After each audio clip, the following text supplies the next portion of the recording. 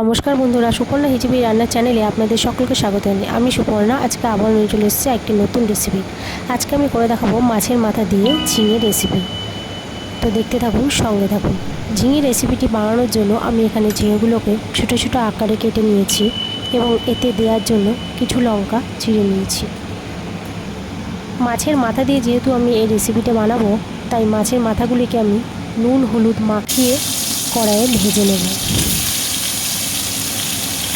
আপনারা কিন্তু মাছের মাথা ছাড়াও এই রেসিপিটি বানাতে পারেন, কারণ এটি মাছের মাথা ছাড়াও কিন্তু খেতে বেশ ভালো লাগে। এবার আমি ওই তেলের মধ্যেই ফোড়নগুলো দিয়ে দেবো। আমি এখানে ফোড়ন হিসেবে ব্যবহার করেছি গোটা জিরে, রাঁধুনি ও একটি তেজপাতা। ফোড়নটি নেড়ে চেড়ে এর মধ্যে কয়েকটি চেরা কাঁচা লঙ্কা দিয়ে দেবো। আপনারা আপনাদের ঝাল অনুযায়ী কাঁচা লঙ্কা দেবেন। কাঁচা লঙ্কাগুলি কিন্তু বেশি ভাজলে হবে না। এবার এর মধ্যে এই কেটে রাখা ঝিঙেগুলো দিয়ে ফোড়নটির সঙ্গে মিশিয়ে নেব। এর মধ্যে আমি পরিমাণ অনুযায়ী নুন ও হলুদ দিয়ে দেবো। আপনারা আপনাদের পরিমাণ অনুযায়ী নুন দেবেন।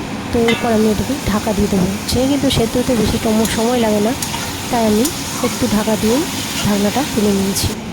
এবার এদিকে একটি পাত্রের মধ্যে আমি একটু আটা গুলে নিয়েছি। আমার কাছে চালগুড়ি ছিল না, তাই আমি আটা ব্যবহার করেছি। আপনাদের কাছে চালগুড়ি থাকলে আপনারা চালগুড়ি দিতে পারেন। এবার ওই ভেজে রাখা মাথাগুলি এর মধ্যে দিয়ে দেবো। মাথাগুলি দিয়ে নেড়েচেড়ে মাথাগুলি একটু ভেঙে দেবো, এর ফলে ফ্লেভারটা খুব ভালো আসবে।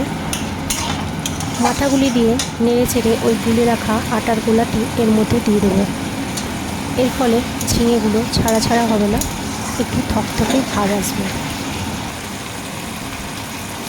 অবশেষে আমি সামান্য টেস্ট অনুযায়ী ওপর দিয়ে চিনি ছড়িয়ে আমি এটি নেড়েচেড়ে নামিয়ে নেব। তো দেখুন, আমার ঝিঙে রেসিপিটি একদম তৈরি। এটি শুধু দেখতে নয়, এতে খেতেও কিন্তু খুব ভালো লাগে।